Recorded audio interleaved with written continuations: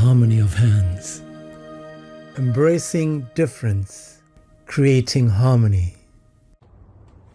I've always believed that I was born left-handed because I can do things with my left hand that I cannot really do anywhere near as well with my right hand.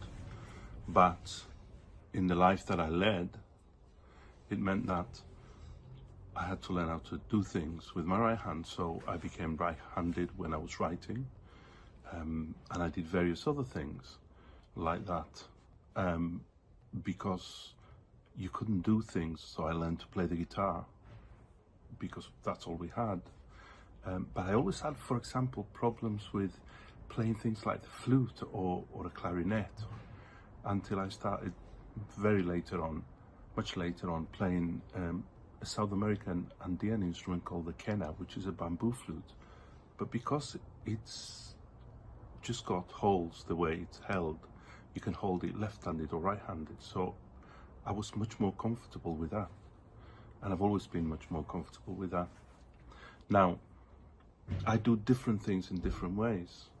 And I remember, you know, having that kind of interesting situation where I could do things that would kind of confuse people. So, for example, playing tennis or badminton, I would play right-handed, but then I could easily swap and play left-handed, which meant that was a, you know, it put me in a position where I would win points when people didn't expect something like that to happen, because they didn't expect me to be able to do a smash in that way. Also, when I played football, I was always in a good position because I could play with my left foot. You know, I was left-footed, and I played a lot better. My passing, my free kicks, they were all done with my left foot more than with my right.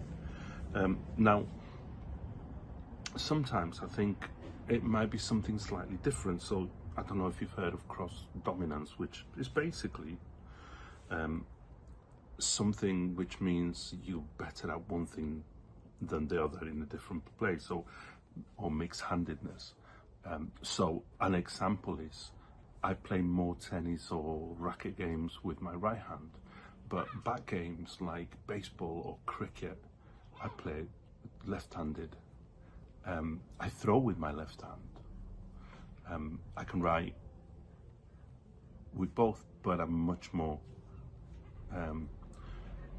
into writing with my right hand now because I got so used to it now. And the other side of things is my rhythm, my percussion. I am a percussionist. I play a lot of Latin rhythms, so I'm very much at home on the congas, but I play them the other way around, and I think the bongos as well. So I learn in that way, but it's helpful because I've become somebody who can do both sides quite balanced, which is really good for a percussionist. I think that my situation is really interesting. I do believe I was born left-handed, but because of the world I grew up in, and because of the situation with the world and with the way people were and with the way people saw things. You know, I come from Latin America. Latin America is quite Chile is a very, very religious country, so there's all those connotations, and so I do things that are obvious with my right hand, though my left side is very strong, and I think I could probably be easily, if I hadn't had those situations, it would have been quite straightforward for me to be left-handed. But yeah, there you go. I hope that helps. My name is Francisco Carrasco, and I'm from Chile.